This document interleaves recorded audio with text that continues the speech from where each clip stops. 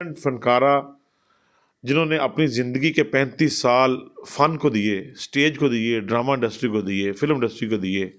آبدہ bag میرے ساتھ اس وقت موجود ہیں جو بڑھاپے میں بہت ساری مشکلات کا شکار ہیں.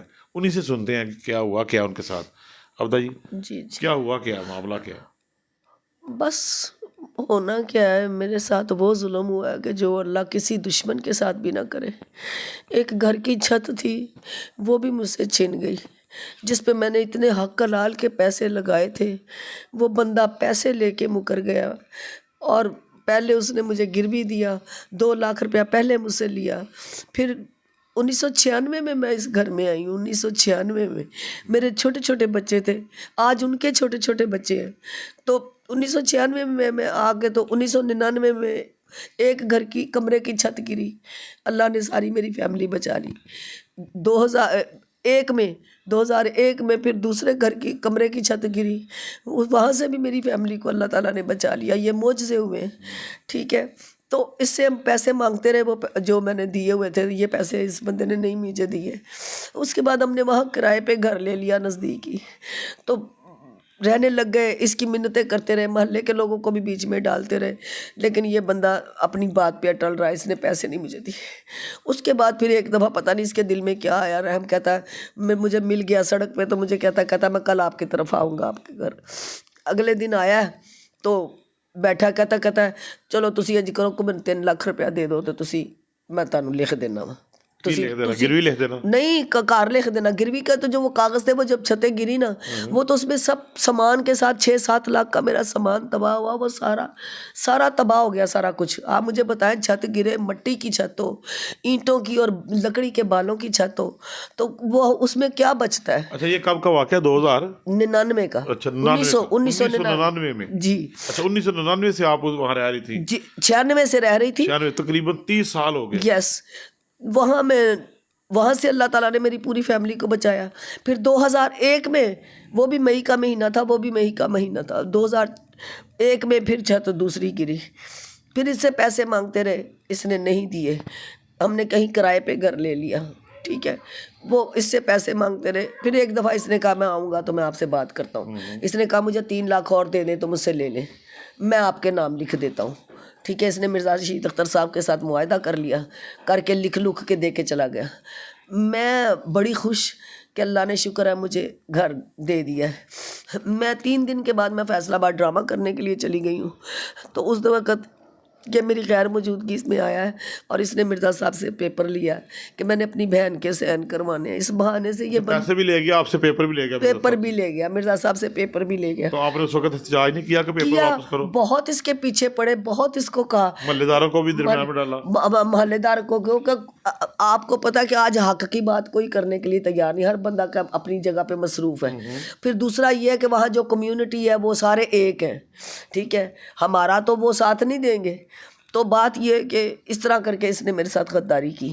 ویسے کہنے کو یہ سید ہے، اچھا، تو سیدوں نے تو اپنے ہاتھوں میں بچے قربان کروائے اپنے اللہ کی راہ پر. ٹھیک ہے، اس نے میرے چھوٹے چھوٹے بچے، میری پوری فیملی کو اس نے در بدر کیا ہے. اب میں اس حالت میں بھی نہیں ہوں کہ میں کام کر سکوں یا میں کوئی محنت کر سکوں، میں ہمت کر سکوں. 2.5 سال سے آپ کو پتہ ہی ہے کہ میں بیماری سے لڑ رہی ہوں. اس بندے کا نام بھی بتا دیں. نوید کتب بلد سرفراز کتب. یہ کام کیا کرتا ہے ادھر؟ کام کچھ بھی نہیں کرتا. یہ وہاں سے چلا گیا ہوا کہیں، پتہ نہیں کنال ویو کے پتہ نہیں کیسی جگہ پہ، پتہ نہیں کہ مجھے یہ نہیں پتا. تو وہاں آتا ہے. ٹھیک ہے، ہماری بیک پہ اس کا ایک گھر ہے، وہ بھی PT1 پہ ہے. یہ ساری مسلم اوقاف کی جگہ ہے. اچھا، تو یہ کسی کی ملکیت تو نہیں ہے. ٹھیک ہے، کہ یہ نسل در نسل یہ چلتی جائے، کسی کے نام پہ بھی ہو سکتی ہے. اچھا، آپ نے پیسے بھی گھر کے اوپر لگائے؟ کتنے پیسے آپ نے گھر اس وقت اس نے جب مجھے دیا نا، اس وقت 3,60,000 دونوں چھتوں پہ، اور بھرتی ڈلوائی، دروازے لگوائے. 3,60,000 روپیہ اس وقت لگا. 6-7 لاکھ کا میرا سامان تباہ ہوا. 6-7 لاکھ کا سامان تباہ ہوا.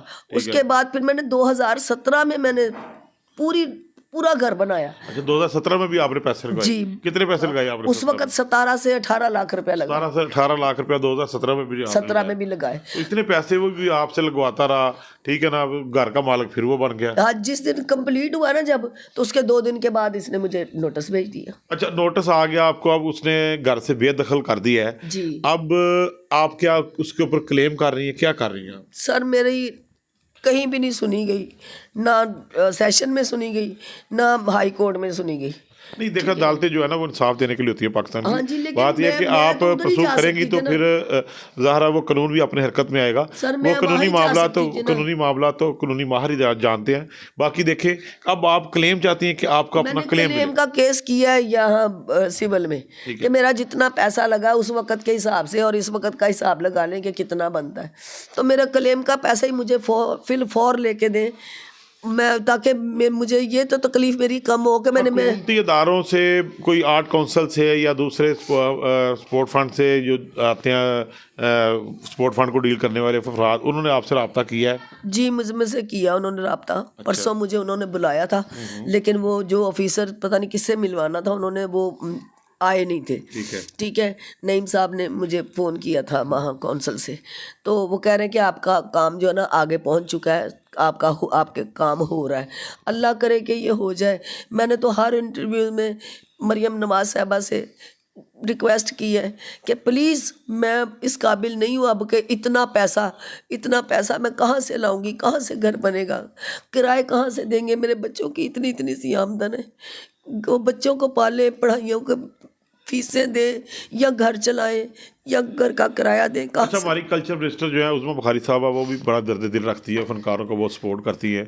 उसके बाद हमारी जो मरियम नवाज शरीफ साहब हैं, वो भी कल्चर फेस्टिवल भी बहाल कर रही हैं और सारे कल्चर के साथ जो जुड़े हुए लोग थे उनको भी बहुत सपोर्ट करती हैं। तो आप मैडम उस्मा बुखारी और मरियम नवाज शरीफ साहबा से क्या अपील करते हैं? मैं उनसे यही अपील करना चाहती हूँ, अपनी सीएम साहबा से भी, उस्मा बुखारी साहबा से, कि मैं इस काबिल नहीं हूँ कि मैं अब कुछ मेहनत कर सकूँ या कुछ कर सकूँ, तो मकान आसान नहीं है, ठीक है, तो ना हम किराए दे सकते हैं।